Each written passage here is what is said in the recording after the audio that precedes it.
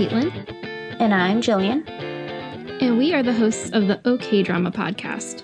We're two friends recap and break down K-dramas one episode at a time. Did I say that right? I think you did. I didn't copy and paste it. Sorry.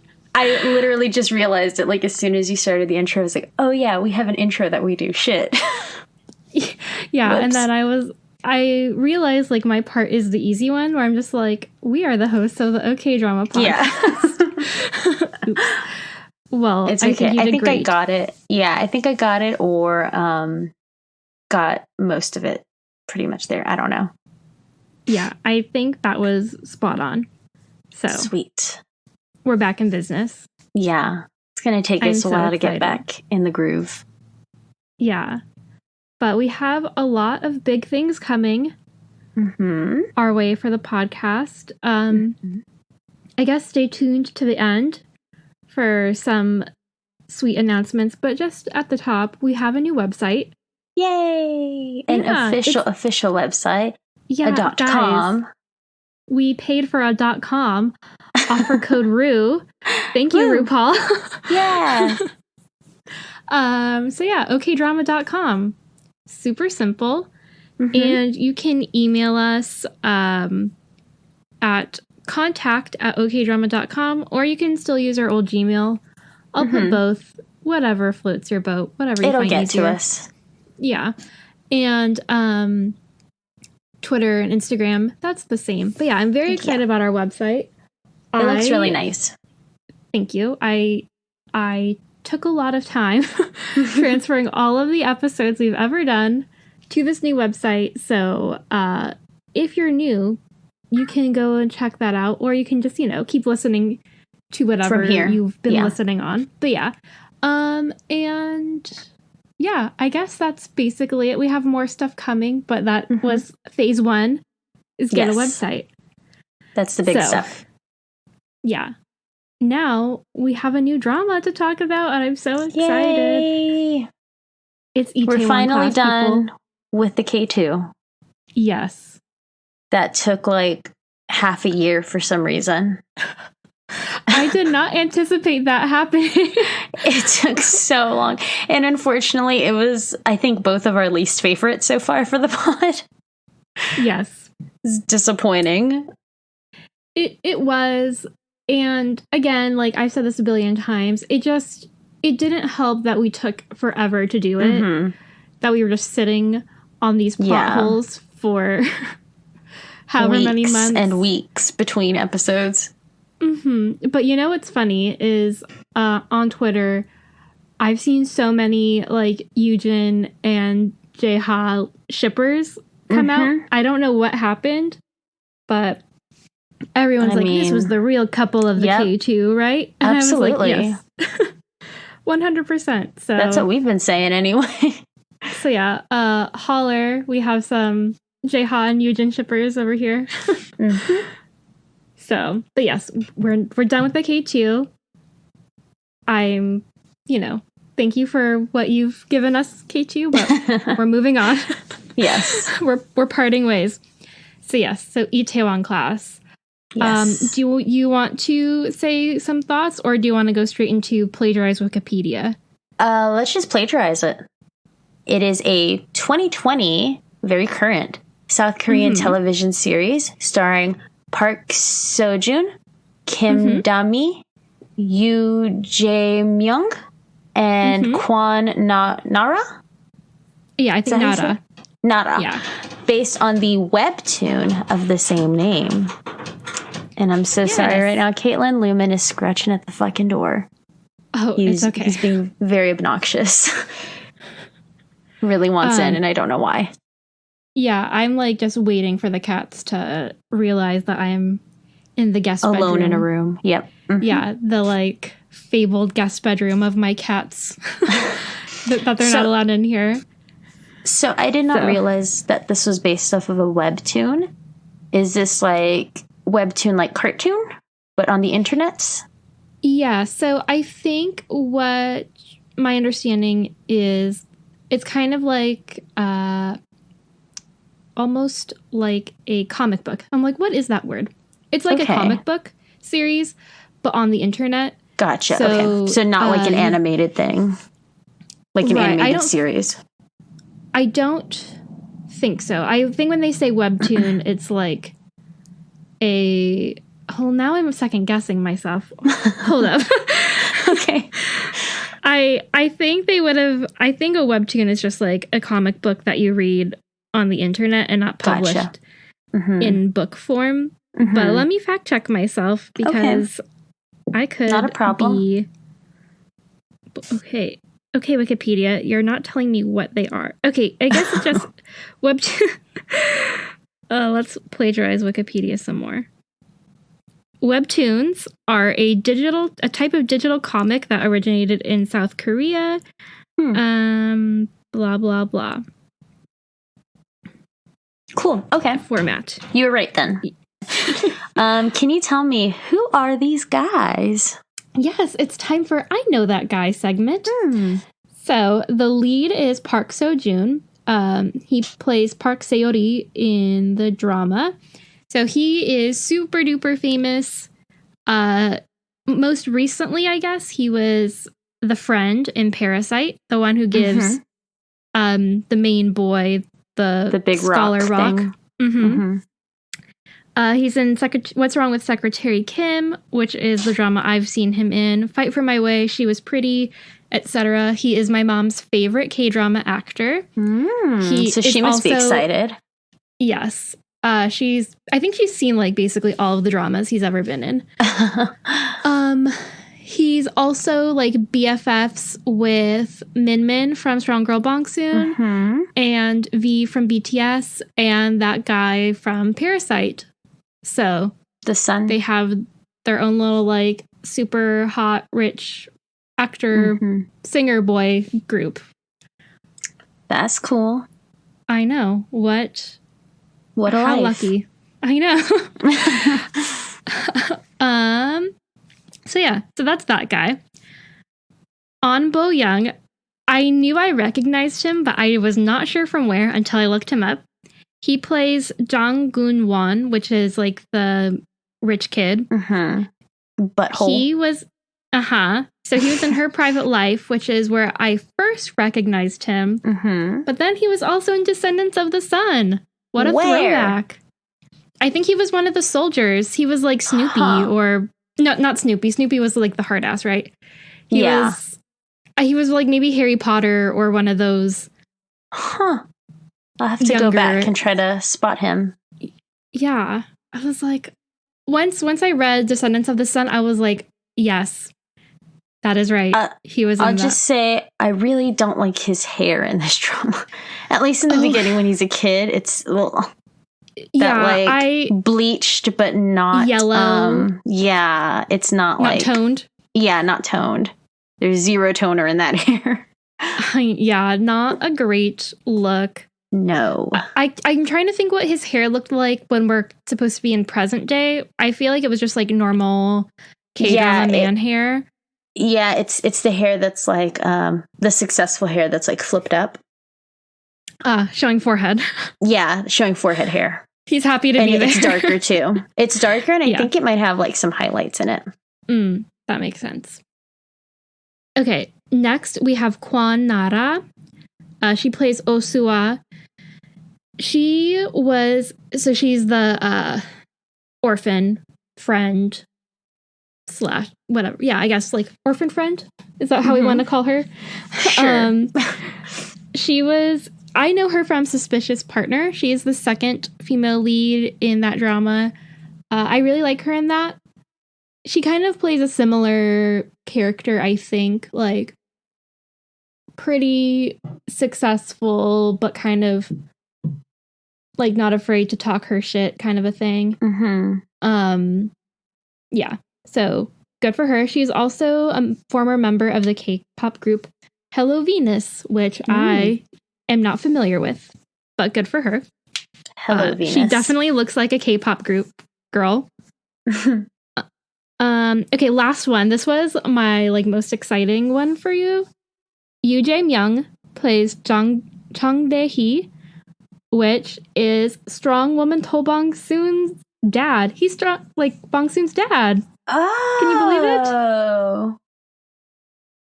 Do you recognize him now? I think I'm gonna have to like look at that in a while.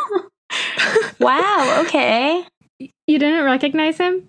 No, I did not. Now that he's like an old rich dude who's let really me look him up a real quick. sociopath. Yeah, totally. Strong woman. Bong Soon. No, I did not notice that. I guess I don't really pay attention. I don't know. You're like the opposite of Alex. Alex thinks he recognizes everyone. Like, everyone is like the same 5 actors. That's funny. Now, let me look up this guy.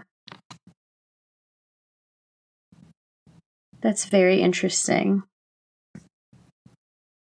Because I know you loved Bong Soon's dad. I did, yeah. He was a fun character. I think it's the graying of the hair. Yeah. That's totally throwing me. Yeah, I think in this one he's supposed to look like a scary, whatever, rich psychopath who's older. And in Bong Soon, he's kind of like this sweet, unassuming dad. Yeah, who usually gets walked all over by his crazy wife. Yeah, so a very different character again. Look at him. He's been in a ton of things. Like, if you go to his Asian Wiki profile, he's been in like fucking everything. It's crazy. Like, what a good career for him.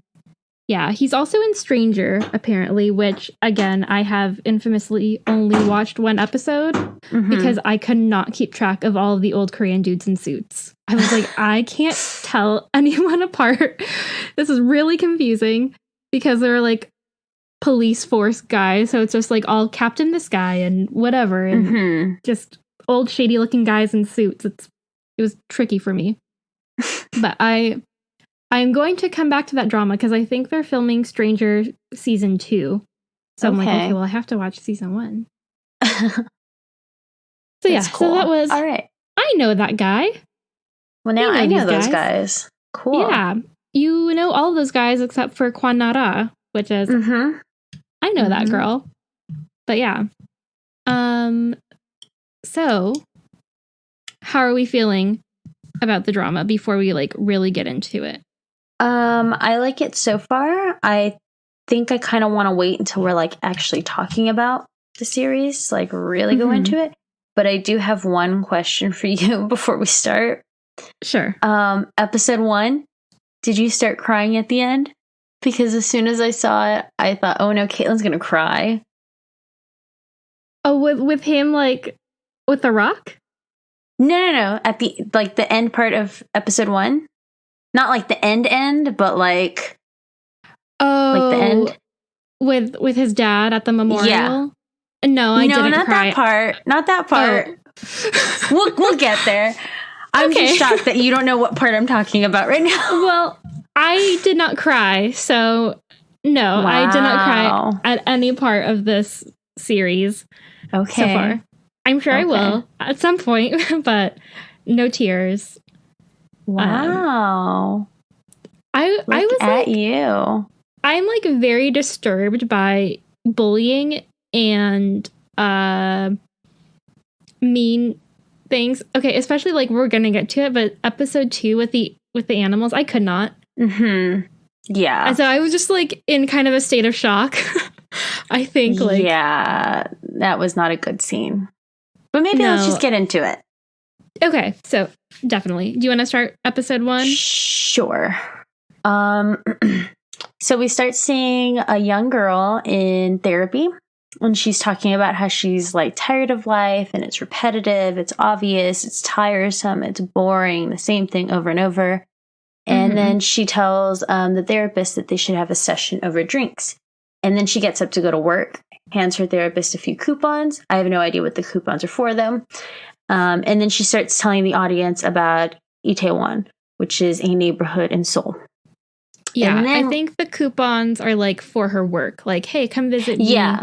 Yeah, I just didn't know what they were specifically for, like food coupons or clothing or drinks. Like it didn't say it didn't give a hint as to what the company was. It was just like very generic, like coupon. That's all it said in the subtitle. Yeah. Yeah. So we get a flashback. Then also, I liked this girl's hair a lot. So cool. I saw a funny tweet. It was this guy who was like, we don't know her name yet, but it was like whatever that girl's name, cosplay, and he got just like a bunch of Pockies. You know what Pockies are? Yeah, he got a bunch of those and like made a wig out of them. Oh my god! They're like black and then yellow at the bottom. Stupid. I was dying. It was so funny. Yeah, so then we get a flashback and we meet our main character, who is Park Seori. Did I say that right? I think so. Okay. I'm having trouble like hearing them say his name on the show. Well, it's weird because his name is it's 4 syllables, I guess. It's not the regular 3. And at least like in the subtitles, it's all together. Like the se and the yo and the ri. It's all like one thing versus like broken down the way you have it here. I don't know how to pronounce it. But we'll go with this. I think Seori, we're gonna do our best. Your mom will help us or something. Someone will. Hopefully they don't tell us like the final episode like last time with romance. Yeah. Where I think it was your mom who's like, y'all have been saying it wrong this whole time, by the way. Yeah, I'm like, okay, well, thanks. Whoops. Too late now. We're done with that one. Yeah, so they show this guy, and he's in trouble with some other dudes, and obviously doesn't really give a shit about what his teacher thinks. He doesn't really talk to anyone. They're talking about how he doesn't have any friends, yada, yada.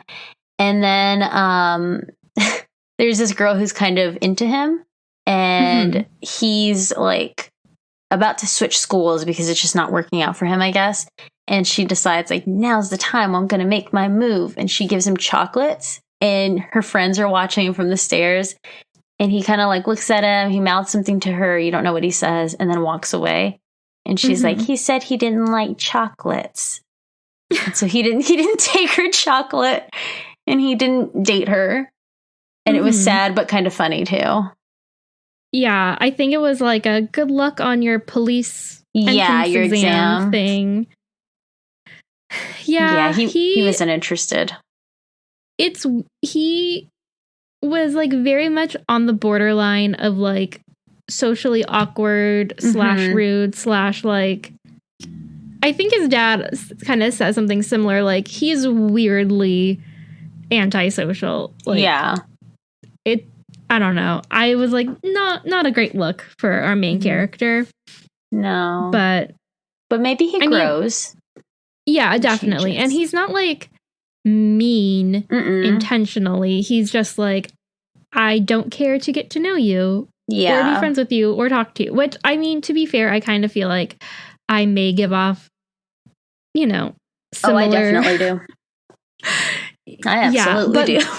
I think the difference, though, is like if someone offered you like a good luck card and candy, would you be like, no, I don't like chocolate? Or would you just take it was them? Like a random fucking person? I don't know. But if it was like someone from school, I'd be like, okay, thanks. And then I'd give it to my dad because I can't eat chocolate that has dairy. That's what I would do. Yes. Be nice.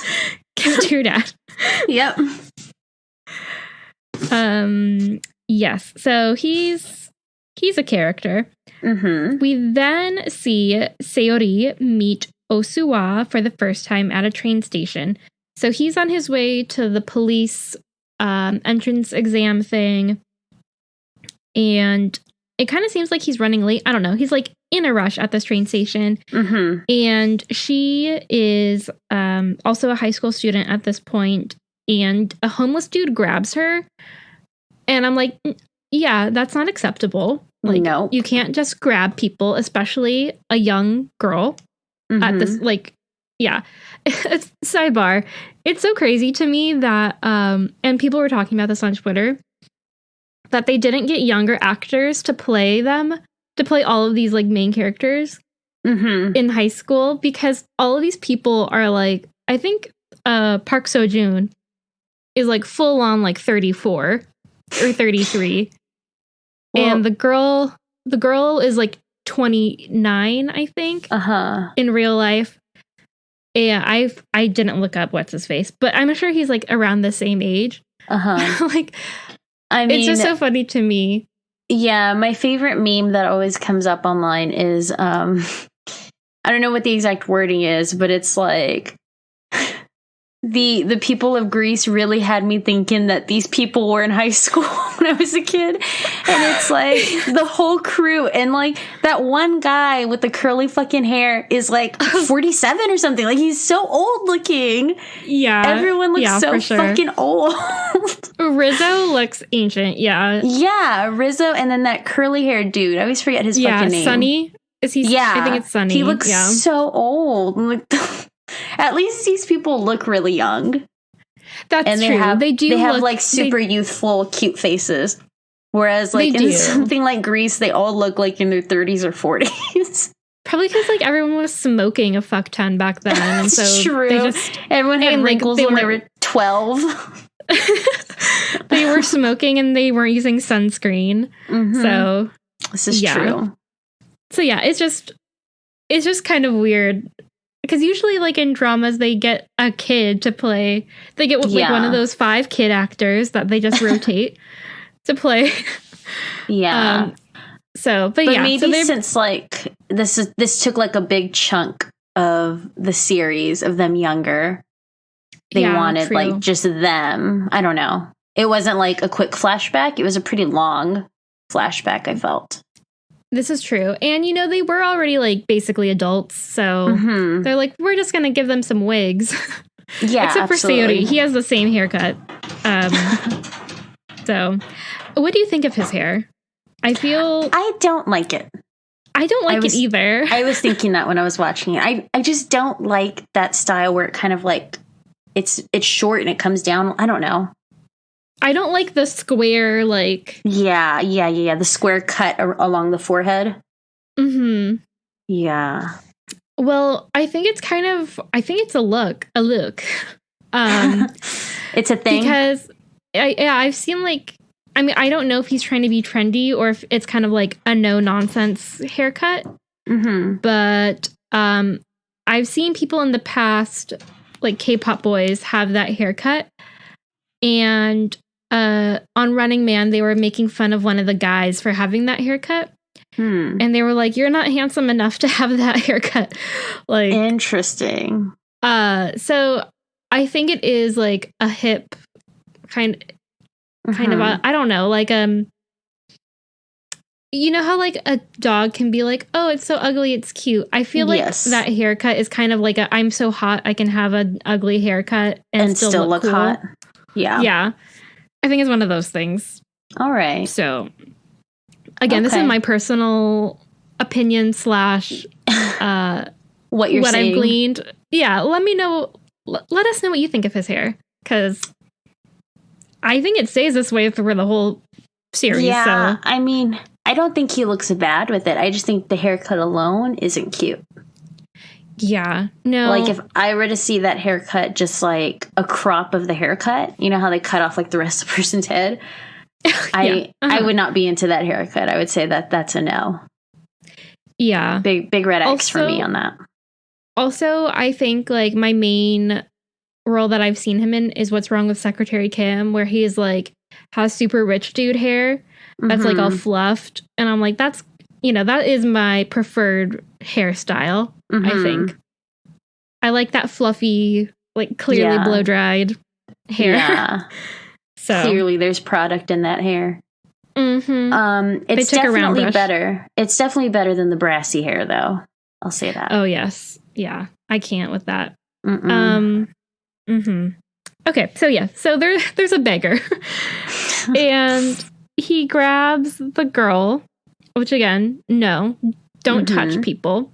Nope. And she's kind of like, she stands up for herself and is like, hey, bro, get the fuck off. And she pushes him away, which she has every right to, in my personal opinion. Because he grabbed her without her permission. But he is kind of like an old dude who does not look like he's in the best health. I don't know if did he have his like all of his legs?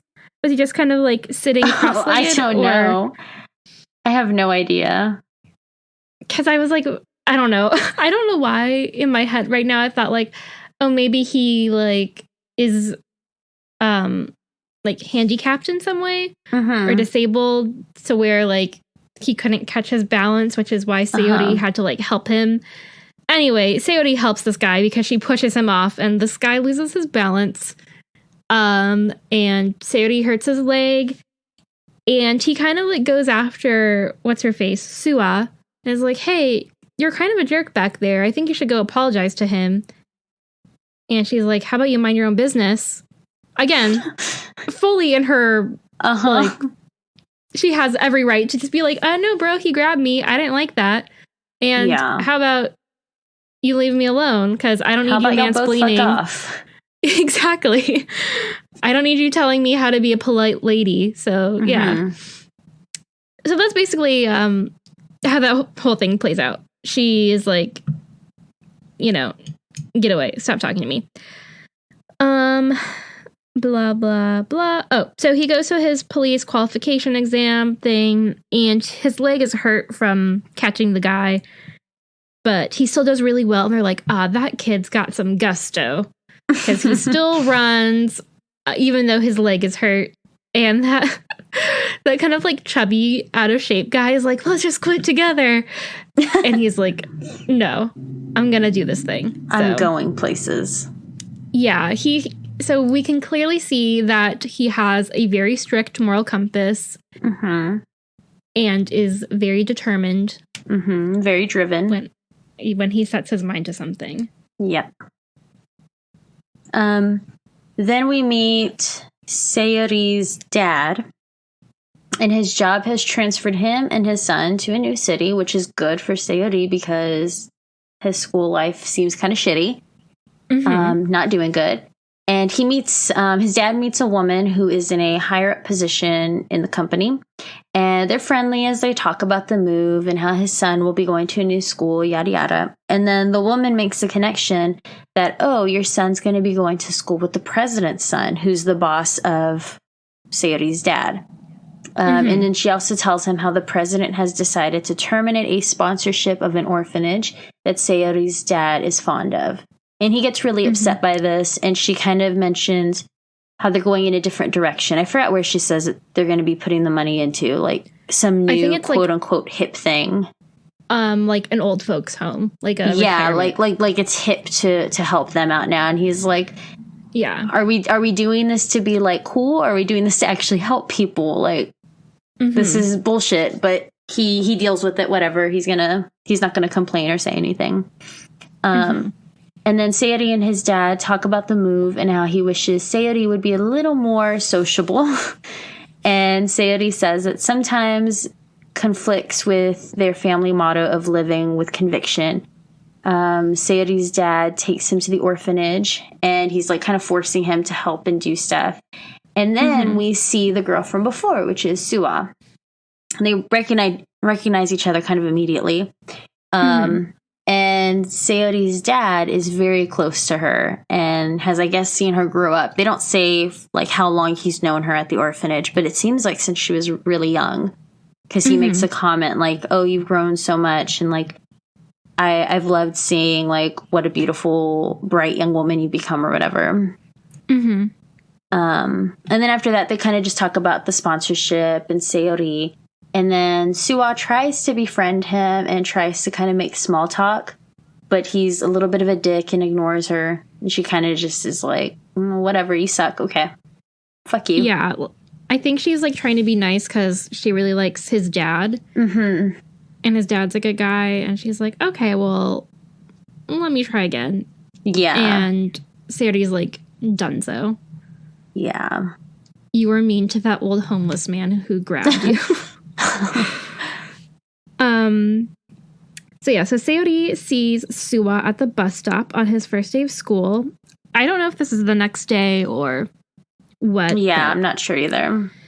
And so they're at the bus stop, but he keeps his distance because he's like, ugh, awkward, I think. But he also keeps giving like awkward side-eye looks like, should I talk to her? Or is she looking at me? I think it's clearly like, I'm kind of into you, but I don't want to be into you, but... Because you pushed that homeless man. Yeah.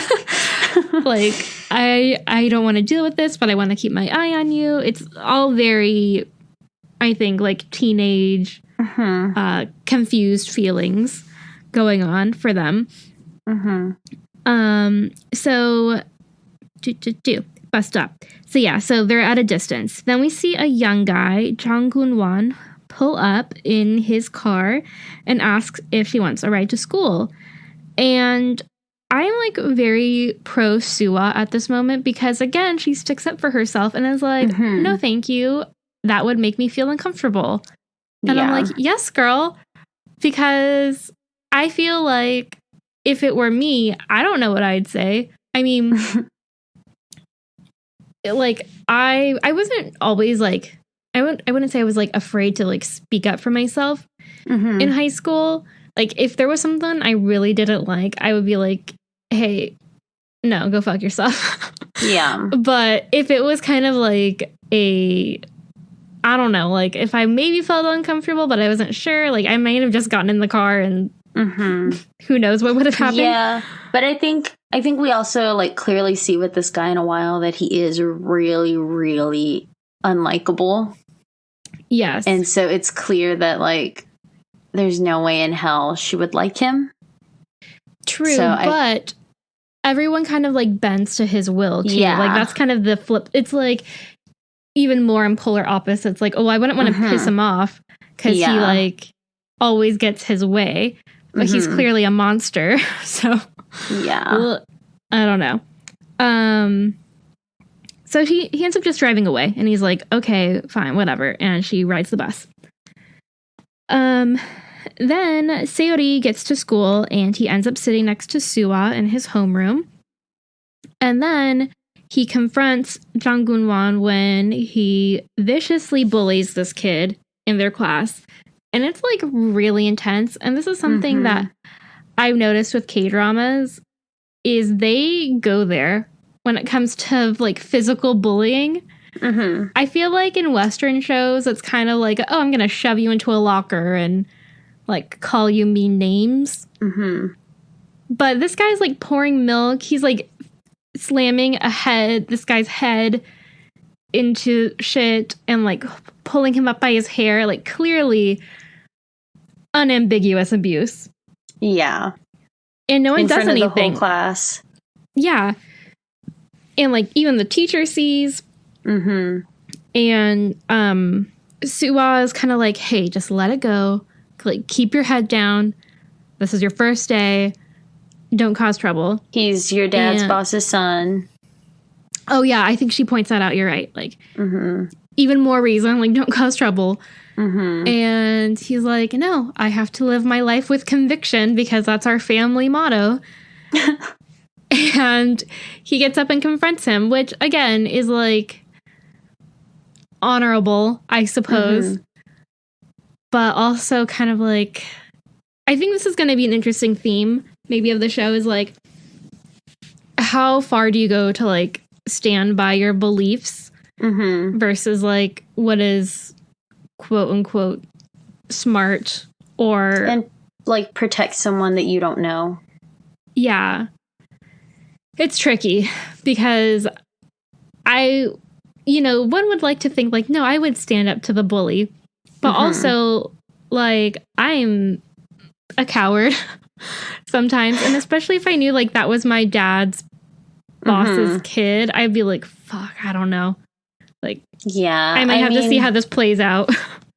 Yeah, it's like a lot of stuff that, like, goes on today with fucking adults, like, losing their minds at stores and stuff because they don't want to wear a fucking mask. Like, I'm not going to go up to someone and tell them to stop being mean to workers because I don't want to fucking get shot in the head or something. Like, exactly. It's all kind of fucked.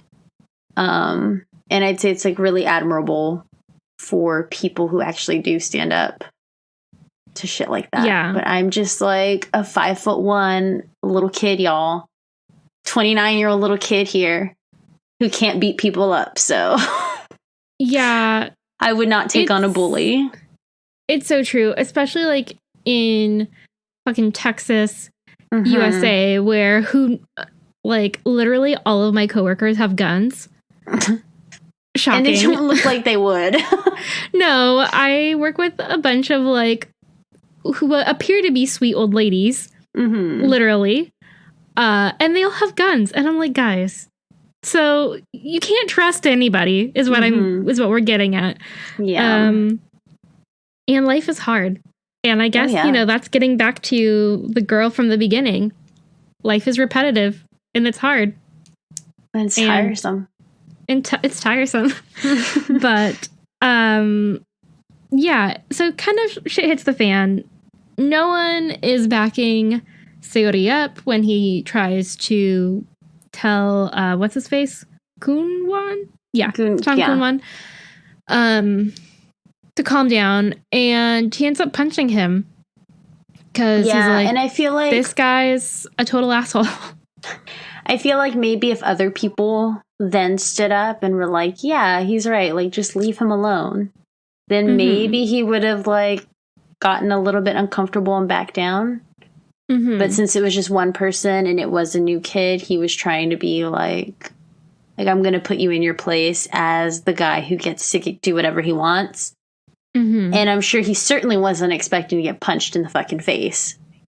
No. That was probably the first time anyone has ever kicked his ass. Besides his dad. Yeah. And I'm sure it absolutely terrified him. Totally. I'm wondering, because later on we see that he obviously has a low self-esteem. And that's probably why he's like taking it out on that poor kid. And that kid, that's really interesting. They cut to that kid multiple times throughout these first two episodes. And part of me is like, when is this kid going to come back? Like, I was thinking that too. They showed him more than I felt like they would have needed to, you know? If it was just like, he's just there for that one bullying scene. Yeah. And like, part of me is like, what's going to happen with that kid? What like crazy thing is he going to do? Is he going to be super helpful? Or is it going to be like a fucking Degrassi moment here where he shows up with a gun one day? Like, who knows? I'm probably not a gun because we're in Korea here. We're not in America, but who knows? Yeah, like, I'm wondering. Because he looks like a kid who's unfortunately bullied all the time. Yeah. Like, he looks like he's constantly bullied by that guy, which means he's constantly bullied by that guy's friends. Yeah. I'm wondering, too, if, like, since we flash forward to whatever, like, 11 years later, or 9 years later, if he's going to come back in, like, the present day, and he's going to be like, you stuck up for me when I was a young bullied kid, and now I'm successful, or whatever. I'm going to, like, help you in some way. Yeah, or maybe he's, like, he has, like, what's it called? A vendetta, I guess, against, what's his name? Chungwan. No, Gunwan. Gunwan. Yeah, and he just was like, I'm going to get this mofo back one day. Yeah, because I mean, Sayori basically has a vendetta, too. Yeah. He's just going about it in a different way, yeah. So we'll see. Super interesting. Okay, so yeah. So Sayori punches the kid. Shit hits the fan. The boys' fathers come to the school and they're like fucking beating the shit out of Sayori with a ruler. Because I guess... Yeah, that's crazy. They're still allowed to do that. You know, I I feel like physical punishment is much more popular in Korea. And I mean, you know, people could talk about that. I don't know if I have an opinion. I mean, I wouldn't want to get beat, but no. They clearly have their own thing going on over there in terms of physical punishment. Yeah. But it's crazy because the dad's like, you know, Seori's dad is clearly in a terrible position of like having to toe the line between his boss and his son. And President Chung offers like, hey, we can settle this. I will forget everything if you just get on your knees and kneel to my son and apologize, which if we remember from Search WWW, getting on your knees is like kind of a big thing.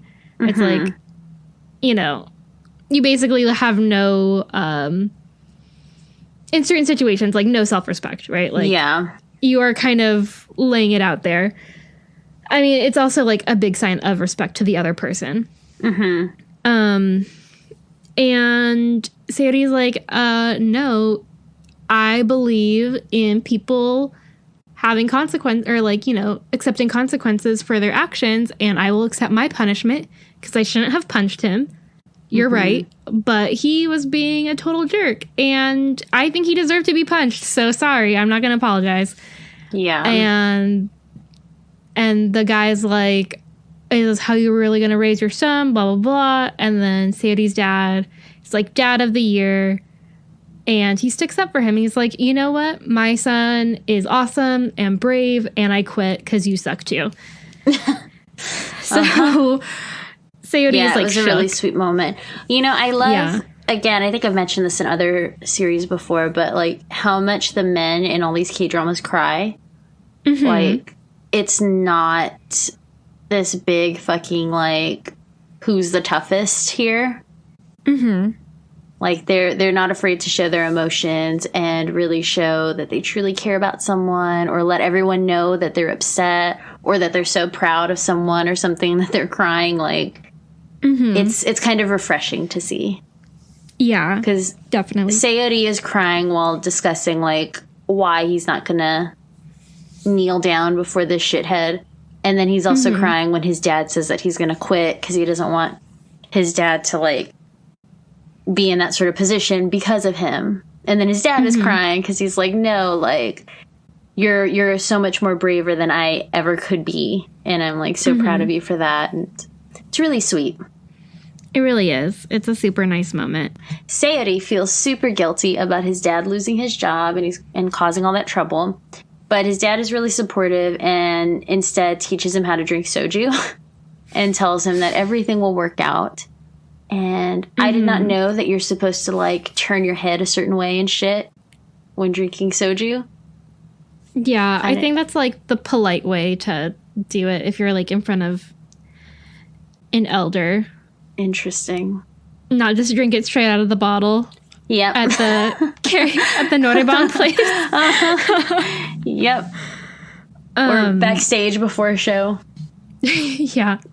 I have seen the, like, you know, you cover, I think Minmin does that in Bongsoon. Right? Like, he kind of tilts his head off to the side when he drinks with Bongsoon's dad.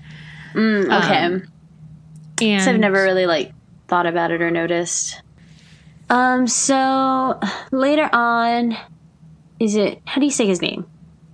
I think it's Goonwan. Goonwan? He is a fucking little goon. He's a little butthole. I'm just gonna call him Goon. Later on, Goon shows off his car to Suwa, and he has to brag about it. He's like, oh, it's limited edition. Special 777. Yeah. License plate. And he's like pointing to it, and he's like, yeah, it's really hard to get this number, and they had to like work it all out for me. Like, who gives a fuck? I certainly don't.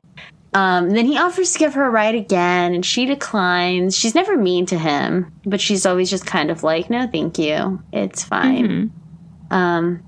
And then he's a little bit of a dick, and he asks if she's being cold because his father's company pulled a sponsorship to her orphanage. And then he's like, don't worry, I'll tell him to help you guys out again. Wink, wink. It's like, why? Shut up. Yeah, she's Leave. like, we're not going to starve. We'll be fine. Yeah, like, I'll make sure that you're taken care of. Like, no, gross. You're ugly. Go away. Yeah. He's just that guy that, like, thinks he can get and have anything he fucking wants. And it's, like, sickening. Yeah. And, you know, we're going to see this, I think, later in episode 2. But I feel like he clearly has feelings for her. Yeah, like, absolutely. He's a total dick, and he goes about it like completely the wrong way. But yeah, he clearly has eyes for her. It's almost like those movies, like here in America, where it's like the football jock who's like kind of into like the nerdy artsy girl, but she's like just the nerdy artsy girl. You can't date her until she like wears a short dress and is suddenly dateable because she took her fucking glasses off. Yep, exactly. She looks exactly the fucking same. She just took her glasses off, but now she's dateable. It's insane. This girl doesn't have glasses though, so she's already pretty. Yeah, she's just an orphan. She already fits. Yeah, she's an orphan, but you wouldn't know that by looking at her, so it's cool. And he'll take care of her anyway because he has money. But she's not about that. No. So. All right. So Sayori's dad visits Suwa while she's at work, and they talk about future plans. And she promises to repay Manager Park, who is Sayori's dad, 3 times the amount he lent her for tuition. Because, oh my God, this amazing sweet man put money away for her tuition to go to school. Yeah. And she did not know until, like, that week or that day or whatever. Yeah. Such a sweetheart. Like, wow. Again, dad of the year, really. Yeah, absolutely. Yeah, and I think they have a really good dynamic, those two, because I think they clearly, like, respect each other a lot. Obviously, she's, like, super appreciative of all that he's done for her, and I think he genuinely likes her and is like, you're smart, and I want you to go to school, and I know you can do it. I believe in you. Yeah, and I think she takes that to heart, and it's sweet. It's definitely, like, she's the daughter he never had. And she's very different from Sayori in terms of how sociable she is and how, like, open she is and just sweet, whereas he's a lot more reserved. So it's, I feel like, a very different relationship with her. Yeah. Also, she's, like, not afraid to call him out on stuff. Like, she's like, I can't believe you quit. Or you were fired, and he's like, I didn't get fired, I quit. She's like, same thing. Yeah, she's like, you don't have a job. What are you doing? Yeah, I like. And then I think she called, like, him and Sayori both, like, stubborn or both, like, crazy or something for their behavior. Yeah, she's like, I'm not gonna grow up to be like you guys. Like, I'm gonna be normal. Yeah, that's a sweet scene. So then we see Sayori and Suwa have a nice little bonding moment. He's expelled from school, so he's just running around. I like how he introduces himself, and he's like, the teacher's like, say some facts about yourself or whatever. Oh, yeah. And he's like, I want to become a police officer. I like to run. Does he say and listen to music? I don't know. Listen to music, yeah. His main hobby was, I like to run. I'm like, bro. Okay, I guess. Definitely not one of my hobbies, but whatever. Totally not. So he's just running, and he sees Suwa kind of like panicking because she's about to take the bus to her college entrance interview, and she forgot her wallet. Uh-oh. And she needs that because she needs her ID. Yep. And so she has to run back, and she basically she missed the bus, and she can't wait for the next one, so she decides to run to the university. I forget how far away they say it is. I think it's like 3 kilometers, right? Something like that. I think that's what they said. Like, I don't know. It seems like a little over a mile away, which that's still kind of far. Yeah. So she's running to her college entrance exam, and he's like, "Why are you running?" And basically, he just runs with her the whole way. And she's like, "I don't need your help. Like, get away," because they still aren't super friendly with each other. Yeah. But yeah, it's like really sweet because, I mean, it could kind of read as creepy. Again, this is kind of one of our, is this romantic or is this creepy moments, I think, because if you really didn't want a dude to be like following you, if you really didn't like him, like that would be really uncomfortable. Yeah. Right? But I guess it's a little different maybe because, you know, they're family friends and stuff like that. But it's like, dude, she told you to leave her alone, so you should probably just leave her alone and not follow her while running. But anyway, it plays as being cute and helpful because he like half carries her backpack for her and is like pushing her up a hill, basically. Yeah. And so she makes it to her interview on time, and she does really well. And when she gets out, she sees him waiting for her, and they have a nice little, I guess, like walk, and they sit by a lake that's really pretty, and they exchange phone numbers, and it's really cute and kind of like, again, teenage awkwardness because you can really see him like try to work up the courage to ask for her phone number, and she's like, okay, but it's only as friends because I don't want you to fall for me because I can tell like you're gonna make my life difficult. And it's like foreshadowing. Yeah, I thought that was nice. Like they just seemed like pals who are both like, am I into you? I don't know, but like let's just skip rocks and hang out by this really pretty lake. And agree that we are in fact friends. At the very least. Yes. They decide to be friends.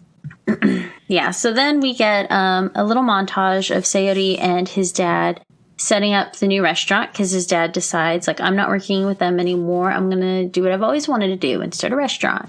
And he's super excited about it. And then they celebrate with Suwa and they have their first meal. And then everything kind of like goes crazy here. And this is the part that I was talking about. So the dad is, it's like a voiceover, or no, he's on the phone. He's on the phone talking to Sayori saying like, yeah, he got the groceries, he got this, that, and the other thing, whatever, blah, blah, blah. And he'll be home soon and whatever, see you. He hangs up and he's like super happy. Seems like he's in the best fucking mood. And this whole time he's on this little motorcycle, and I was thinking like, we never see people in K-dramas like this, like this type happy? Of scene. Just like, no, not happy. just like the setup, just like the way the camera was placed on him and the way he was driving his motorcycle, and he was just like so happy, and it was just like such a scene to where I was like, this is not gonna work. And then while he's like thinking about how great everything is, yada yada, he gets rammed by a fucking car, and it's gnarly as hell. It's probably the gnarliest fucking like car crash person being hit thing that I've seen ever on TV.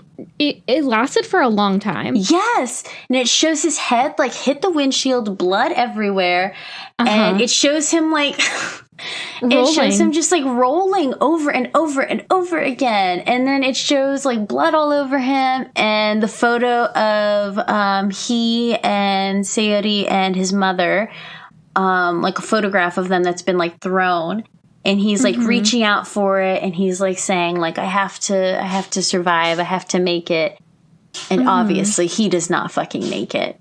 And then it cuts to Sayori, who's, like, outside of the restaurant waiting for his dad and just, like, what the hell? He's taking forever. And then there's this scene where it kind of just, like, something's wrong. It's like that weird moment that people say that they have sometimes where they're just, like, I had this feeling suddenly where I couldn't breathe, or, like, I knew something was wrong, but they didn't know, like, what. And then they find out later that, like, someone in their family or someone close to them died somehow. It was, like, that kind of face. It's like a disturbance in the Force. Yeah. Star Wars. Yeah, they had a moment there of the Force. Yeah, it was definitely gnarly. And I felt like, well, I don't know, because, like, my cats were distracting me. And I wasn't fully paying attention to the screen. Like, I kind of had, like, you know, I was watching. You had, like, one eye up, one eye down. Exactly. And then he gets hit by the car, and I literally was like, what the fuck? Like, it just totally, for me, it came out of nowhere. Because usually I feel like they show another car or something. Like, yeah, they did not. A little bit of a setup, but no, he's just like you said, just like scooting along, and then bam, hit by a car, rolling. Like, it's long. It is intense. It's intense. Yeah. I was just, like, laying on the sofa watching. No cats were bothering me. So I was totally, like, immersed in the episode at this point. I was awake, not falling asleep. And just out of like, I just felt like this is not right. And then out of nowhere, that car came. Ugh. It's bad. Yeah. Yeah. Very intense. So naturally, Sayori is beyond devastated. And he feels guilty and foolish for taking everything that he had with his dad for granted, and just kind of regrets everything. And he's in a bad place. Like, it's obvious his dad was his only parent living. We don't see his mom. So they're at, like, the memorial service, and 2 police officers show up, and they give him information about their investigation into the crash. And they say that the culprit turned himself in and has offered a settlement. And Sayori is, like, super fucking disgusted. Like, you're trying to place value over the life of my dad. This, like, how are you going to do that? How are you going to, like, decide how much his life is worth to you? And then you just get to fucking live and just, like, carry on, like, no big deal. What? It's insane. The police are like, well, this is kind of how we normally do things. And Siwa has to be like, let's do this at another time. Because clearly, he's not in the great place right now. Yeah. But that is it seems like a terrible time to go and do that at the memorial service. Yeah. Maybe wait 100%. Till the next morning. You know, I don't know. I'm sure he was 100%. Feeling a certain kind of way in that moment. Doesn't seem like the right time. Yeah, it's kind of like, read the room, guy. Like, also clearly, he does not look like he's in the best mental shape. Yeah, so he almost faints also. Like, he apparently hasn't eaten in, like, a couple of days, and he hasn't slept, and having this conversation with them really upsets him, and he almost passes out. He's sitting on the ground, and all of the papers and stuff that they had about the investigation fall down. And Suwa has kind of talked to him, and she's gathering all the photos, and then she kind of freaks because in one of the 2 of the photos, there's a picture of the car that hit his dad, and it's fucking Goon's shitty car with the 7777 license plate. And she, like, doesn't know what to say, and she's like, why is this picture here? Why is this car here? And then she tells him that it's his car, and he's like, are you sure? She's like, yeah, I'm sure. And then he, like, fucking leaves. And that's where things really go crazy. Yeah. I was like, I did not think it was, like, the best idea for her to tell him. Nope. In that moment. But again, I'm sure she wasn't, like, it kind of just seems like it just came to her. Like, she just blurts it out.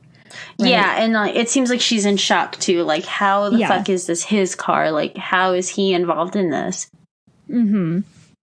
But yeah, he leaves, and then he finds fucking goon at the hospital. And he's like in his little like hospital outfit. He's got a fucked up arm. He's smoking a cigarette, sitting outside. And he just goes up and like starts beating the shit out of him. And he's about to kill him with a rock. Huge rock. And Parasite style. Yeah, yes, exactly. And then it's the end of the episode. And we go to the collage montage. Yep. He's screaming it over and over again. The show's like really graphic. Yeah. That they really just show him beating that guy up. Yeah, there's graphic bullying. There's graphic car crashes. There's graphic punches and kicks and like head slams. Like, it's nuts. Yeah, and I was like, is he gonna kill him? Like, yeah. I don't know. When you watch like crime shows, like that seemed like it might have been enough punches to kill him. Absolutely. And then if you imagine a rock get that big going to the head. Oh yeah, he definitely would have done some serious damage with the rock. Yeah, so crazy. I was like, well, I need to keep watching. Did you watch both at once, or did you space them out?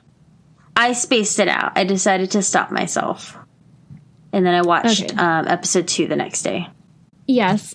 For full disclosure, Jill texted me and was like, oh my God, episode 1. And I was like, I haven't watched it yet. Because I thought you had seen it. Because I remember we were playing fucking like Call of Duty or something. And you were like, I'm going to go watch K-dramas. You said something like that. And I figured like, oh shit, she's watching the show. I need to watch the show. And then I think I watched it like a day or two later, thinking that you had already seen it. But you might have been talking about another K-drama or maybe like Running Man or something.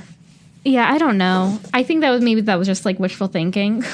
I have been rewatching Suspicious Partner because the episodes are only like 22 minutes long or whatever.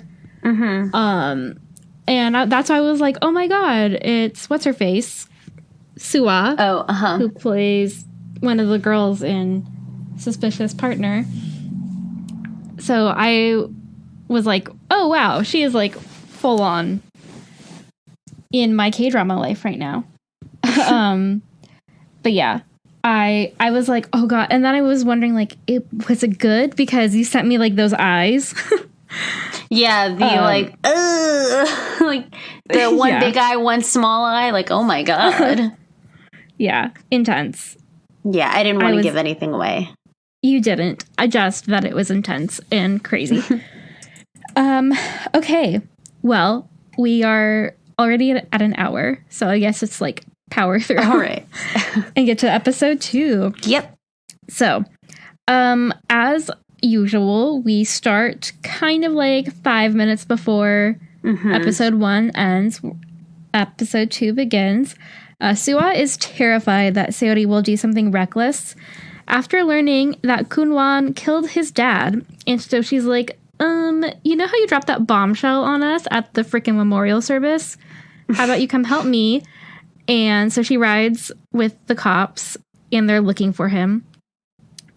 And they end up finding him at the hospital, beating the shit out of Gunwan.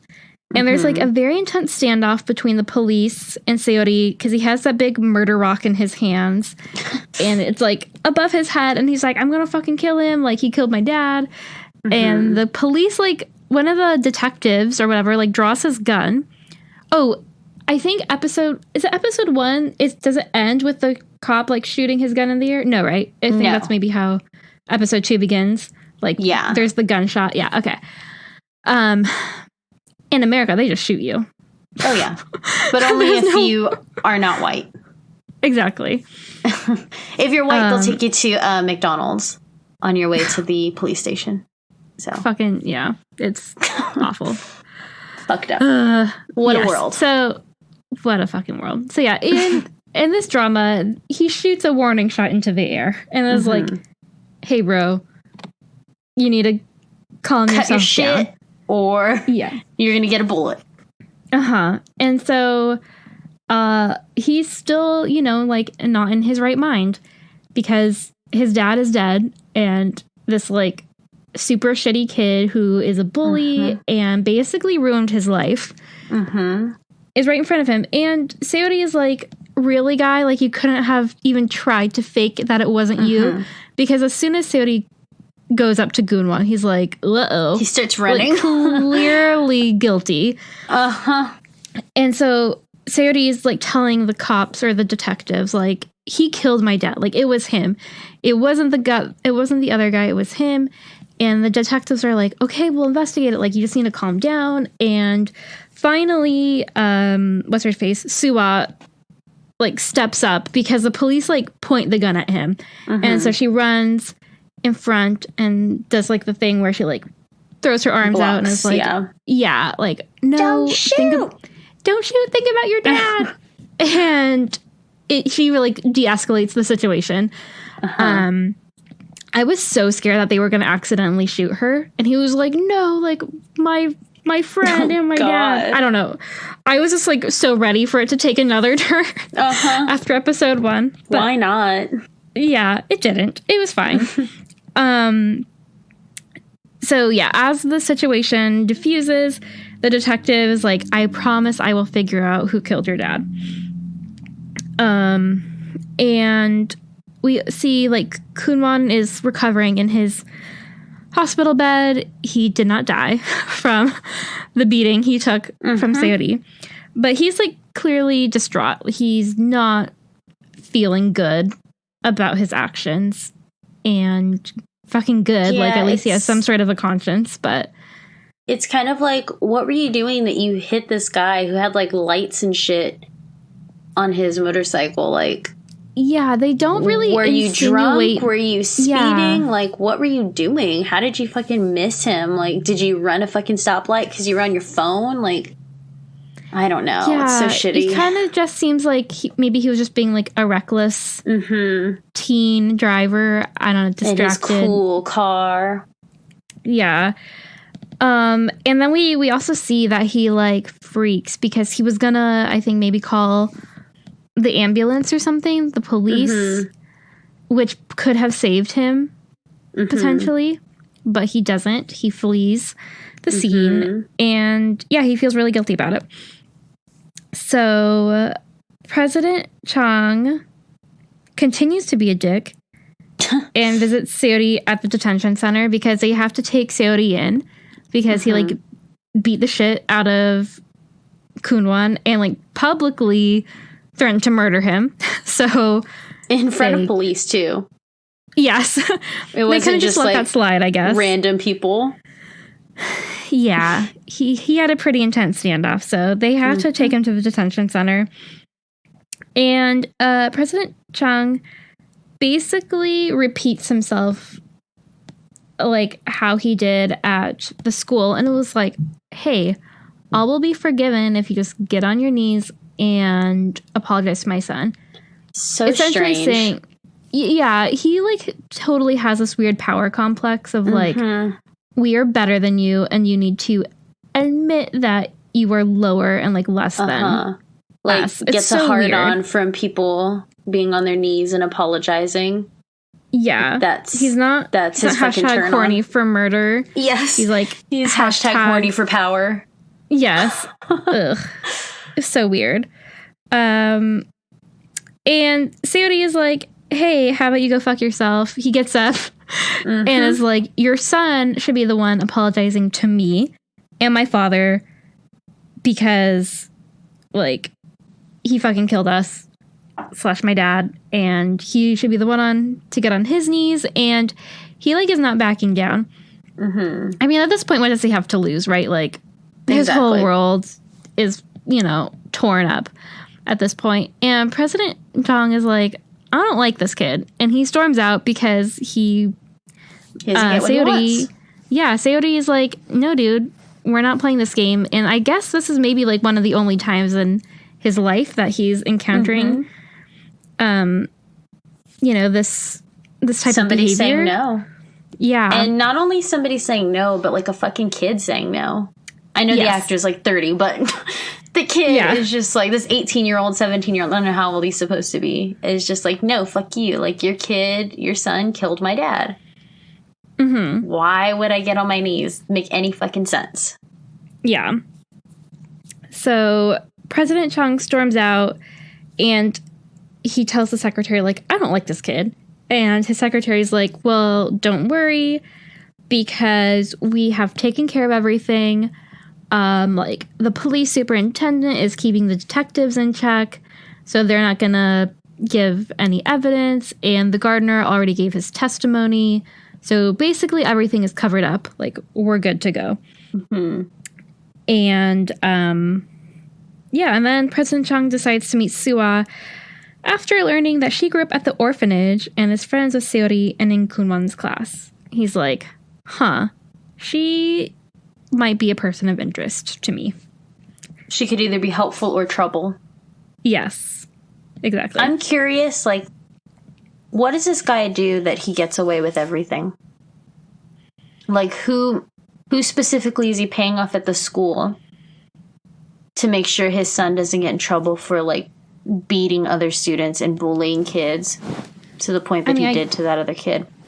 I guess, like, the principal? I don't know. Like, I'm wondering if it's a private school. I don't know. I guess it would be if it's, like, the fucking president's son. Yeah. But then I don't know, like, how the Suwa would be at that same school. Maybe is that the tuition that what's-his-face paid for? I don't know. I thought he paid for, like, her future college. Oh, maybe. I don't know. But he just, like, seems to have so much power. I mean, enough power to get away with murder. Yeah. It's kind of a big fucking deal. Yeah, I mean, they really make it seem like in Korean dramas, like, if you can pay people off, you will... I mean, maybe that's how it is in the U.S., too. I don't know. I'm sure that's how it is, like, all over the world. Yeah. If you have enough money, you can get away with basically anything. Yeah, it's fucked up. Yeah. So Suwa meets with President Jung. Is that how you say it? Yeah, I think Jung. Chung? Sort of like a chest sound? I think it's like sort of between a CH and a J. Like, okay. Chung. A meld between the two, yeah. Okay. She meets with him and he offers her a scholarship. And she's immediately suspicious. And at first she says that she already has tuition for it. Mm-hmm. And then he's like, oh, but you need money like for housing and for food and everything else. And then he's like living expenses. Yeah. And she asks if this means that she has to testify against Seori. And he laughs it off and insists there are no strings attached, even though he makes like a really creepy remark asking what she would have done if he wanted her to do something for him. Really awkward. I know. And he's like, oh, ha, ha, ha, just kidding. Because she's you can go. You're fine. What? Yeah. I don't know. Super creepy old rich guy. Yeah, yeah. But as this conversation is happening, she's about to leave. Goon barges in and he like calls for his dad. Like he's about to tell him something important, and then he sees her leaving. And there's this awkward like eye contact. And then after she's gone, he begs his dad to set Seori free and drop the charges. Someone's got a guilty conscience, even though they're the son of this guy. They're not a complete asshole, I guess. Not yet. Yeah. But President Jong yells at him and basically says that they're in it too deep and someone has already taken the blame for it, that poor fucking gardener, for the accident, which, like, it's all fucked. It's all so fucked. It's a mess. But Goon needs to have a good reputation if he's going to be the successor of the company, and if you can't do it, I have another son who can take over for you. So either like get your shit together and have a good reputation and don't fuck us all over and you'll be the successor. Yeah, he's like, I have a bastard son. He's not my first choice. And then it cuts to Suwa leaving and there's just this sad little boy, lonely, like playing in the fucking driveway. Just like no friends, not doing anything. No one in his family seems to care about him. So he's just sad. Outside by himself. Yeah. And they make eye contact and it's uncomfortable. And then she leaves. Then there's another disturbing scene. And this one is the animal one that you were talking about earlier. Yeah, that's awful. Yeah. President Jung takes his son to this farm area. I'm not sure. I guess because they work in like food stuff, it seems. Like, it kind of seems Sayori's dad did something with food, and then this guy used to be a chef maybe or something, President Jung. Yeah, and like built the company. I think he like had a restaurant and then became like a fucking conglomerate, something. Mm-hmm. Yeah, so they still have a farm. Does he do shit in the farm? I doubt it. He probably has someone that goes there and takes care of everything. But he takes his son there, and he tells him that the people that work for them are like dogs. And then he basically makes his son kill a chicken because he needs to know everything about the business. But also, he needs to know that he's a man and everyone else who is below him, including Sayori, are animals. And his son does not want to kill this fucking chicken. And no, this no sweet one does. sweet little chicken is just like looking up at them, blinking, wanting to live its poor little life. And at some point, Goon like flips shit and kills this goddamn chicken. And it's very uncomfortable. Yeah, because his dad is like egging him on. Total sociopath stuff. Like he's and then he like laughs afterward. Yes, like Goon is like traumatized. Like he's like sobbing. Like he can't believe he just killed an animal. Yes, and because he's like, that chicken is Sayori. Like, you really want, like, say, what does he say? Like, you're half the man that Sayori is. Like, he's so egging him on and, like, preying on all of his insecurities and issues. It's awful. And I'm sure, like, if he went to therapy, that would be a very big turning point in his life. Yeah, absolutely. You know, and, like, not to, like, get into, like, a conversation about hunting and stuff, but, like, most people and kids, like, I mean, I know Kunwan is already, like, almost an adult at that point, but especially, like, if you haven't grown up, like, hunting or, like, being used to having to slaughter an animal, like, one, I'm sure that's already traumatizing enough, but, like, if you're already an adult, like, that's awful and harder, and just, like, it's just, I can't even, like, verbalize what I'm trying to say. It's just awful, and it really solidifies, like, how much of a fucking freak President Chang is. Like, he's insane. And 100%. why Goon is such a shithead. Yes. And is so terrible to every kid in his school. Yeah, I mean, he really had no hope for him. There's no hope for him with a dad like that. It starts at home. Because, like, his dad doesn't even give him the opportunity to, like, try to be a good person. Yeah. So, so bad.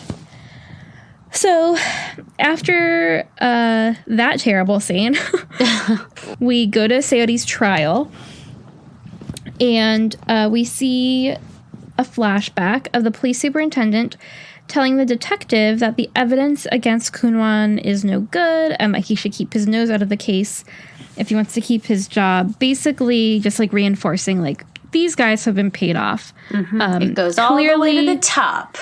Exactly. Just like murder. They say on My Favorite Murder. All the way all to the way top. To these the top. Fucking assholes. Oh, God. Yeah.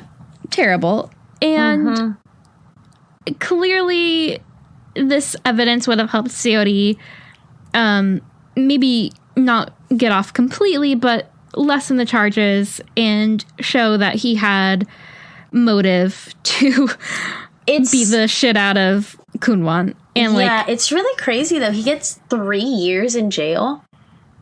Like, that's a long time for beating someone up. Well, I guess if you want to call it attempted murder, I don't know. I'm not sure what they charged him with. Yeah, I guess. But it's also, not like Goon was, like, hooked up to, like, anything after to help him breathe or had to have surgeries or anything. Like, that's true. Yeah. Like, he just got beat him punched up in like the face. Like you would beat up a kid at school or something. Like, Yeah. I don't know. 3 years seems like a long time, but then again, they were paid off, so who knows, like, what they did or said to up that charge, you know? It went all the way to the top, so yeah, they just, like, probably gave him the maximum sentence. Yep. Yeah. Paid off judges and shit. Uh-huh. So, yeah, he's sentenced to 3 years in jail, and Sayuri again is, like, beat up in his prison cell. I guess in Korean prison, were there, like, 5 guys in that one little cell? Yeah, that's what I was going to say. Like, the prison system seems a little different. Like, instead of having, like, cold-looking, cage-looking cells, they just seem like tiny rooms where, like, 6 dudes have to just, like, sleep and hang out together. Yeah, and normally, at least, like, what I've seen on TV here in America, it's, like, 2 to a cell. And they have, like, their little bunk beds. But this is, like, 6 guys in a fucking tiny little room. Yeah. Well, and they sleep on the floor there, too. I mean, people sleep on the floor in Korea. Yeah, that just seems like still too many people for one little room. Yeah. But at least the lighting seems like... It seems like they have, like, maybe natural light, which is nice. Yeah. I don't know. I have no... They have windows. But it's not good because Sayuri gets beat up. They're like, get on your knees. Like, you're the new meat around here. And Sayuri's like, why does everyone want me to get on my fucking knees? And so, yeah, they beat him up. Power. But there's one guy... sorry. I just wanted to note. There was one guy that did not beat him up. Who was, like, the leader and just kind of sat there and watched. And he had, like, this little, like, glimmer in his eye that he seemed very important for this series. Yes. And he's like, I don't know how. Interesting. Yeah. Who is this kid? So, yeah. So, our characters of intrigue so far are bully kid who was bullied, and, like, criminal ringleader. Yeah. Whose name we don't know. Who looks kind of like Lou Diamond Phillips. Yes. Maybe it's just the hair, though. I don't know. But yeah, so he's in jail. Suwa visits Sayuri, and she's like, hey, I got accepted to university. And she's like, what happened to your face? And he's like, don't worry about it. And she finally admits to him that she accepted a scholarship from President Jong's company. And she apologizes because she feels really guilty about it. She's like, I know they, like, totally fucked you guys over, but I accepted the money because I'm an orphan and I need money. She didn't say it exactly like that, but that was kind of the subtext. Question. And he tells her, yes. What would you have done? Ooh. Because I tried to have this conversation with myself and I couldn't get to a decision. Part of me feels like I would take the money and justify it. Like, what I'm going to do is I'm going to use their money to better my life, and then I will somehow exact my revenge, and my revenge will be to live a good life and be like, fuck you later on. Like, you spent your money on me and I, like, hate you. Yeah. I feel like that's how I would have justified it. But, I mean, I guess it depends. Like, if she's an orphan, she has, like, no money. So, to me, it's like... Yeah, I don't know how much money his dad gave her. Yeah. They don't, like, divulge into that. But also, I guess it would also depend how much money. Yeah. Too. But, like, spoiler but not spoiler, because we're spoiling everything. She, after college, ends up working for that company. Yeah, so I don't know if I would have done that. Yeah, she's just, like, continuously tied with this company and these shitty fucking people. And that makes me kind of uncomfortable. Like, she takes the money and it's like, okay, I kind of get that because you don't have any money, you don't have any family, and life is fucking hard. So if there's no strings attached, then I probably would too in that situation. But then to have to, like, either have to take a job with them or choose to take a job with them. I don't know. That makes me feel uncomfortable. Yeah. I'm wondering if they kind of manipulated her into, like, basically made her an offer that she couldn't refuse. Or maybe, like, it comes back to bite her of the no strings attached thing. Yeah, but she seems happy to be, like, when she's like, yeah, I'm actually taking a job at whatever, Jong, blah, blah, blah, whatever the company's name is. So to me, it seems like she didn't feel, well, the way she talks about it to Seori later is, like, kind of excited. Like, there's a little guilt, but also kind of excited. So to me, it seems like they maybe, like, paid for, like, all of her fucking school and were like, hey, we'll give you a job and pay you a bunch of money. And so it's like, well, okay. Like, this is working out. Yeah. But I don't know. I guess we'll see. So she's at this point, she still feels really guilty. And Seori tells her, hey, you made your decision. Don't apologize. Like, they didn't do anything bad to you. It's fine. Just, like, live your life. And it's kind of sweet. Like, I feel like I probably would have been like, well, I probably would have said the same thing, but in my heart, I would have been like, what the fuck are you doing? Like, no, he's shitty. But he seems genuinely like, no, I mean, it makes sense for you to accept a scholarship. Like, good for you. And so they start talking about his plans, and he tells her, like, yeah, well, I've been reading a lot since I can't become a cop anymore. And I found President Chang's autobiography in the prison library. And I think I'm going to open up a restaurant because that's what he did. And it seems fun. Like, I'm good at cooking. And it's what my dad was doing. So might as well. And Sua's like, oh, so you can get revenge? Because he basically is like, well, this is what President Chang did, so I guess I'll do it too. And so then there's this voiceover of him being like, I hadn't thought of it like that. This just seemed like a good idea. But hearing her say revenge, it filled up a hole in my heart. And basically, I think he says, like, it gave him, like, the will to push on, and, like, he finally felt excited for getting out of prison. And I'm like, you hadn't been thinking about revenge this whole time? Like, that's one of the first things I would have been thinking about. Yeah, I wouldn't have been like, I will get you. Or like, I don't know. It just seems like, it seems weird to me that he was not thinking of how to get back at these people. Yeah. All right. So, flash forward 2 years. And Seori is released from prison. One of his cellmates, which is that guy that we were talking about, looks interesting. He offers him a ride, but Seori declines, and his cellmate tells him to call if he ever needs help. I'm excited for that call and what it means. I don't know. Seori grabs a drink and starts what appears to be his revenge plan.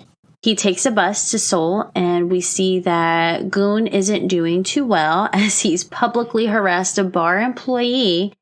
And there's, like, video footage of him hitting someone and getting into a fight. And because of this, Chang's stocks have plummeted. So they're in kind of a bad place right now.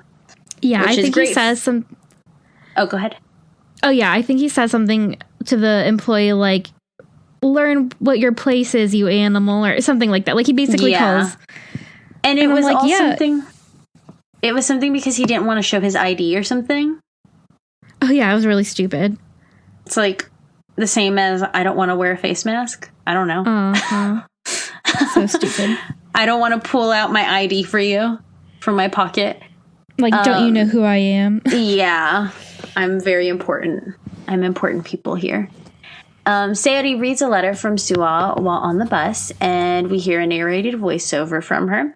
And she explains that she now lives in Itaewon and how awesome it is on Halloween. And she describes what Halloween is.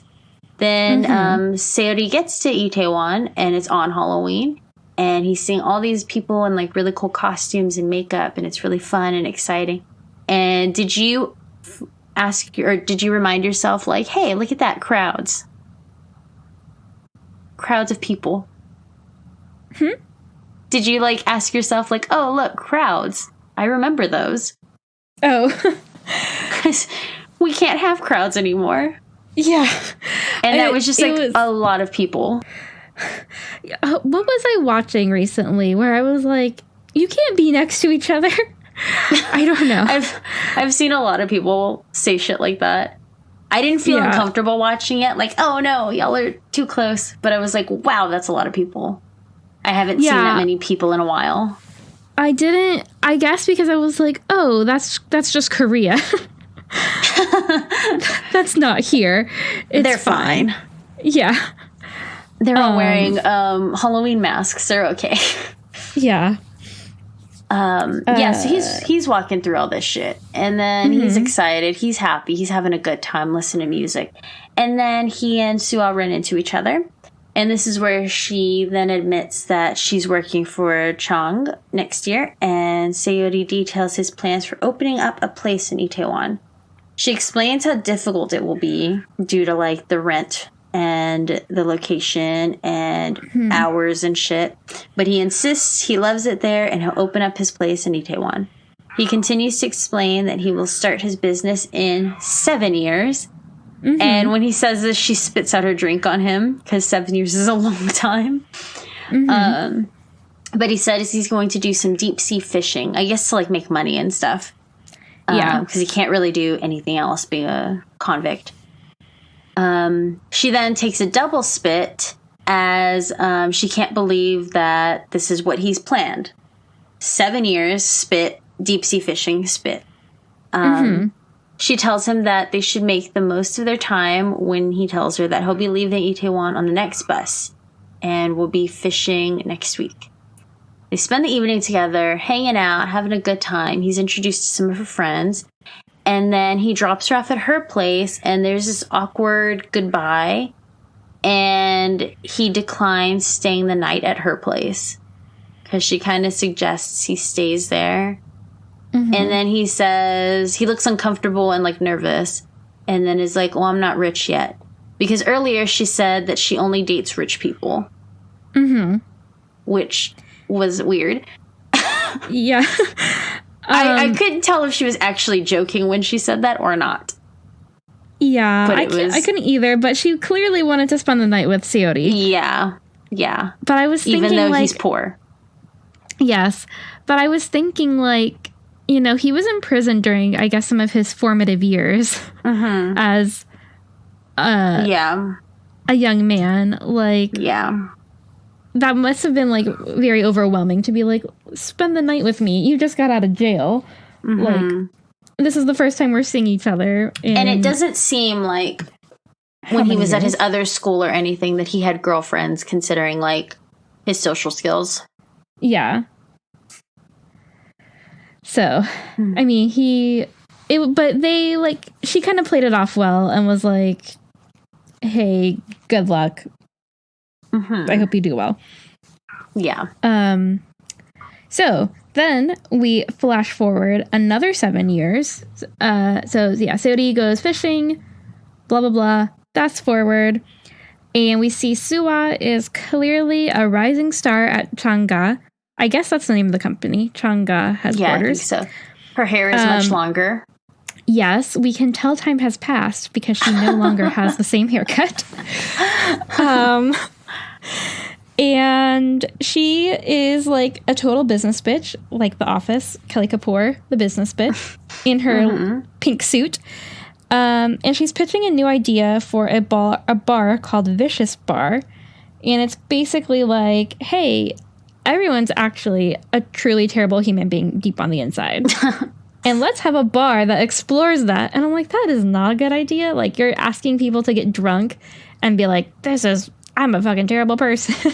Let's explore the worst part of human nature and also give people alcohol. but whatever. President Chung likes it because he's a sociopath. And but I mean, she also person. does like, yeah, and he's evil. But I mean, it's a pretty cool cell. So whatever, she's doing well. And it seems like she's giving this presentation kind of for some sort of board of like higher up people. Because Kunwan is also in that meeting because he is the successor, even though he seems like a little shit still. And he's still calling after her. He's still asking her if she wants a ride. Like, how many? 9 years total after the beginning of the show. Like, he still has a thing for her, and she's still like, no, thank you, goodbye. And he still is like, why are you so cold to me? And I'm like, dude, take a fucking hint. Like, again, guys like don't. Yeah, it's been almost a decade of you asking her if she wants a ride, and she has never wanted a ride. So how about you stop? And she's like, do I have to be warm to you? When he says, why are you so cold? Which, again, snaps. Good for her. So one of the ladies, I couldn't tell. Is this the same woman at the beginning of the show? Okay. I think so. Just different hair. I thought so too. Because time has passed. Yeah. So it's the same lady, I think, that was with Sayori's dad. She, from what I gathered, she was President Chang's business partner's daughter, maybe? Or like someone kind of higher up in the business's daughter.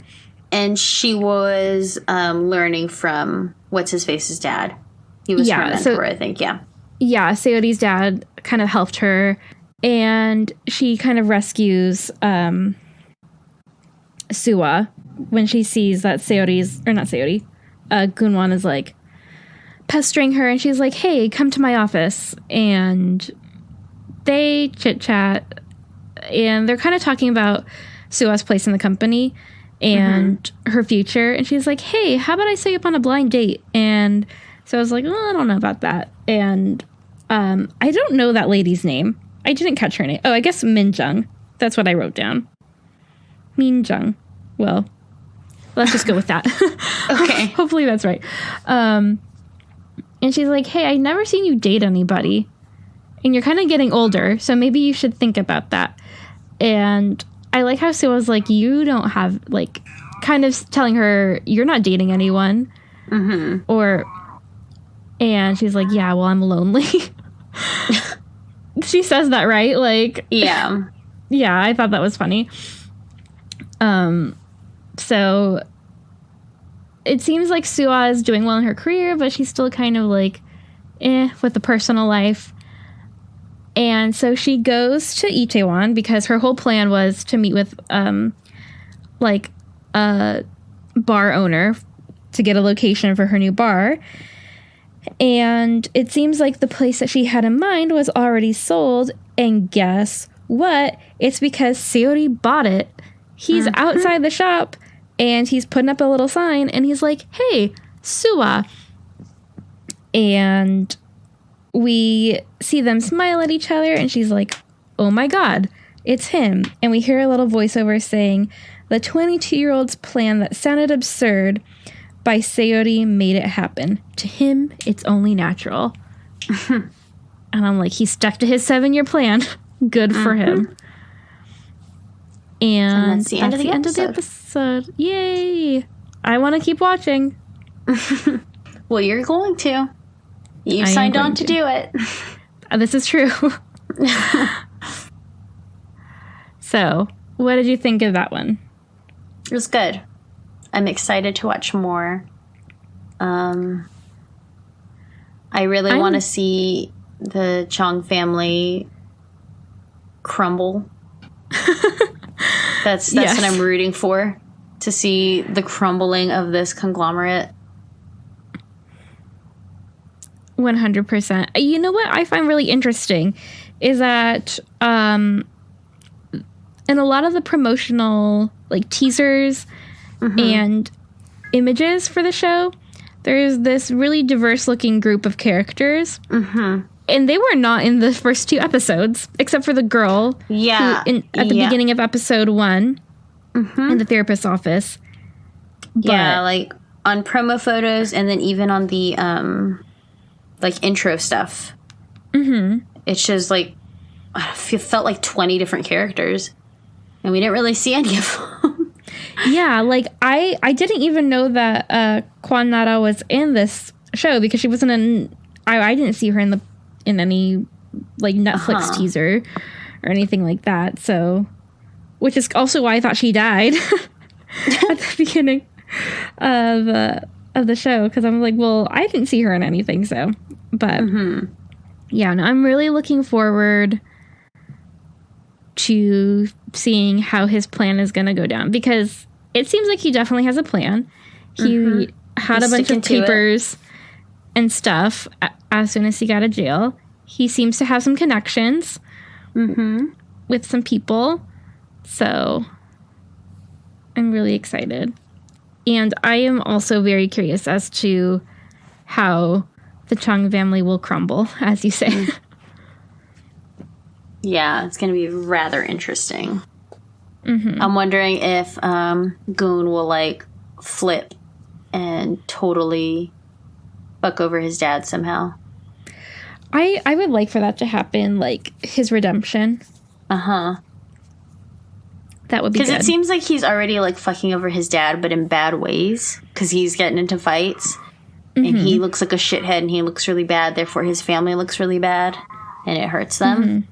So he's already kind of doing that, but not in a way that, like, redeems him as a person, really.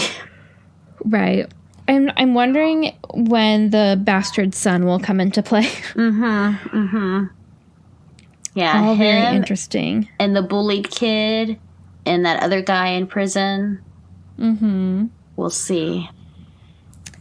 We will see. I'm very excited. All right. So, I think I said I had a prediction, but I don't remember what it was about. Was it about Kunwan and Suwa? I don't know. I just feel like this, what appears to be love triangle, is going to come to a head at some point. Of like, maybe Suwa will be pressured into like being in a relationship with Kunwan or something, and obviously, or not obviously, to me it seems like what's his face, Sayori will still have feelings for Suwa. And she still, she had a voiceover at the end saying like, I, like, my memories of him are fading, and like, I sometimes think about him, and then he like pops up again. So it'll be really interesting to see how that plays out. Yeah. All right. So, do you have any predictions? Or should we move on to fashion? Not right now. I don't know. Do you? Okay. No, it's just like love triangle, but that's a K-drama. So, yeah. So, okay. So let's do fashion. I'm excited for the fashion of this series. It's totally going to be like how Descendants of the Sun was kind of a bummer. And then we go to Romance as a Bonus Book, where everyone's like really cute and trendy. Yeah. It's going to be like the K2 and then Itaewon Class. Yeah. So no more cult turtlenecks, people. Oh, God. We're going to have like business bitch suits and cool young people clothes. Yeah, you noted her pink suit. I like that as well. That was definitely a favorite for me.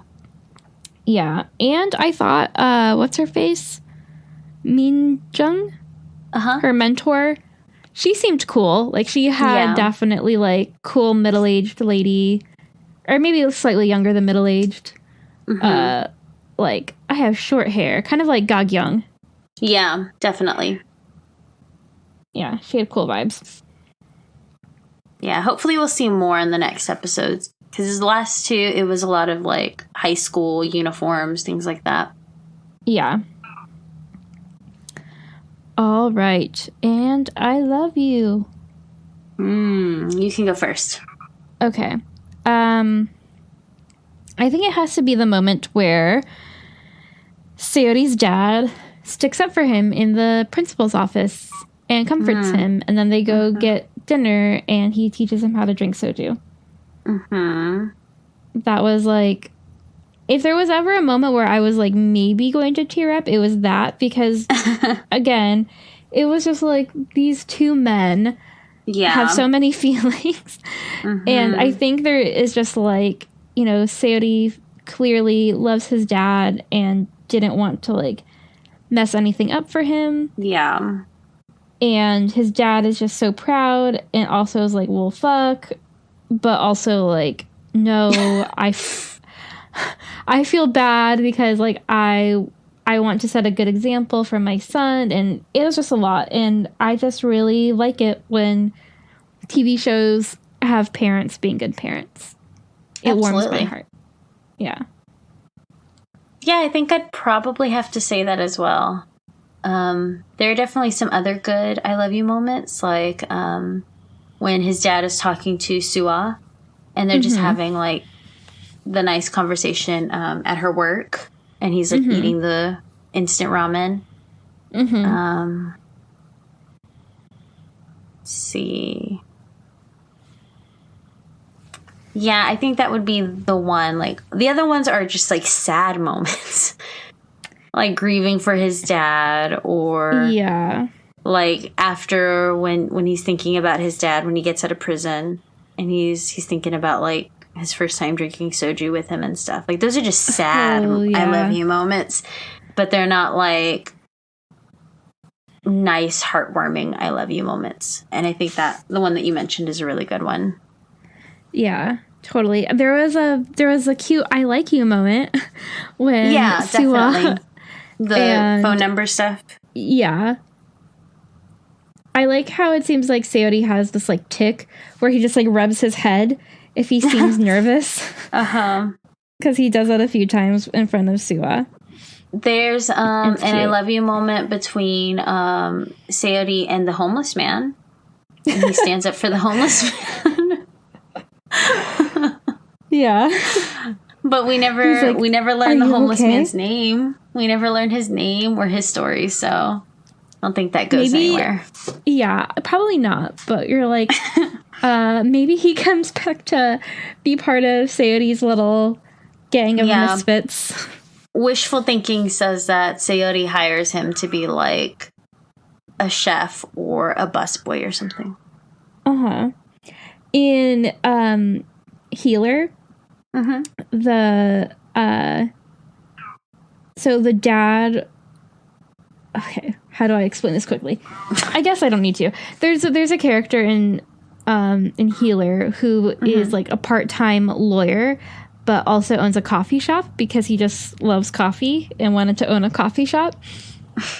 But he was a lawyer to make money, and he hires a bunch of like ex-convicts to work at his coffee shop because he's like, I know they're good people, and it's kind of cute because there's like all these like really tough looking dudes, and his daughter was kind of like half raised by these ex-convicts working at the coffee shop that her family owns. Yeah. Cute stuff. Well, I am currently not watching any other dramas. There's some that I want to start. There is a show on Netflix called Mystic Pop-Up Bar that seems promising. It has Sungjae from B2B and like other dramas and variety shows, which I like him. He's entertaining. He also just went to the military. We lost another one. I know. So, yeah.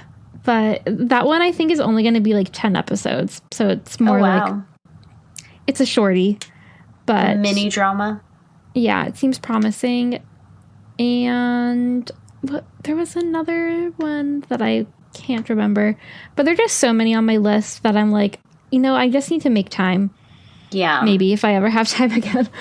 There's just so many that I want to watch. I'm just falling really behind because I still need to watch Hospital Playlist and That's like the main one. I watched like half of the first episode and then I got really sleepy. So yeah. You can't fall asleep. You can't close your eyes during a K-drama. No, you can't. Doesn't I also work. just want like a cute little romantic one. But I don't like easy watching. Yeah, there's a what is it? There was one that it was like the boy turned into a cat or something. I don't know. I was like, oh, I'll watch that one because it people on Twitter were talking about it, how it was like really light and fluffy, and it was something to do with like meow or kitten or I don't know, something like that in the title. But yeah, nothing for other drama corner as of right now. But I will keep everyone updated. Please do. Okay, well, I guess we can plug our new website again. So, yay! If you want to hang out with us on the internet, we are at okdrama.com. And you can support the show. There are a couple links if you want to make some purchases from some pretty sweet websites. We have affiliate links that are on the website. Look at us. I know. And I'll put them in the show notes too. There's this website called Fashion Chingu. They have super cute clothes, and they do like a really cool thing of trying to find like comparable items for outfits that are worn in K-dramas or like worn by K-pop stars. And they're really cool. And I've seen some YouTube videos of people buying stuff from there. And from what I hear, the quality is really good. And I plan on making an order soon. So awesome. If you want to support the show and you want to buy some cute clothes, use our link. And that would be really cool. What else? Oh, if you want to like participate in the show, we are going to set out a call for any questions or comments per episode. So if you're like, hey, what did you guys think about Seori's hair? Ask us and we will answer your question. Because whenever I watch stuff, well, before doing the podcast with Jill, I always want to be like, can you believe this? So this is your chance. Yep. We want to be podcast internet friends. So give us your questions and comments at OKDrama on Twitter, at OKDrama Pod on Twitter, and then at OKDrama Podcast on Instagram, and OKDrama Podcast on Facebook, or you can send us an email. All of the links will be in the show notes. Do you also want to mention the other affiliate link? Oh, yes. We have another one with Daebak box, which we have ordered, and I'm very excited. That should be coming soon. So Daebak box is a subscription box, and I think they send it seasonally. So they send you like a bunch of cool Korean stuff. Everything looks really cute. Yeah. They also just have a regular website. So if you are like, I don't want to spend money on the whole box, you can just buy like some jewelry or some like whatever K-beauty. They have also like K-pop merchandise. Yeah, so from what I've noticed, they have a ton of BTS stuff.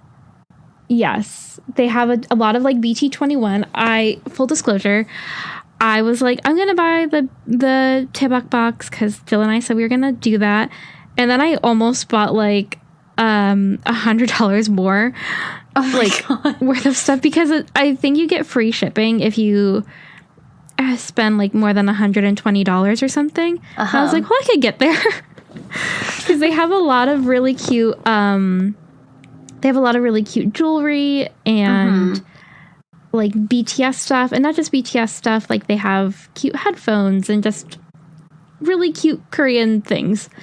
And I was very close to just like filling up the cart, but I was like, exercise some self-control. How about you don't? In a photo, I saw one of the little light sticks of the hammer. I forgot Blackpink. what. Yeah, that's the one. I forgot which group you said it was from, but I saw the hammer. And I was like, oh yeah, Kaitlin mentioned that one. Yeah, they have a lot of cool stuff. So I'm really excited for our box. I think we're going to do an unboxing on our Instagram for the first one. So stay tuned for that. And again, if you want to support the show, feel free. We're not getting paid to like advertise for them, but if you want to make a purchase from them, we will get a little commission. So, which is always nice. It is nice because Jill and I, we just want to like make podcasts and hang out. And so you could help us do that. That would be really cool.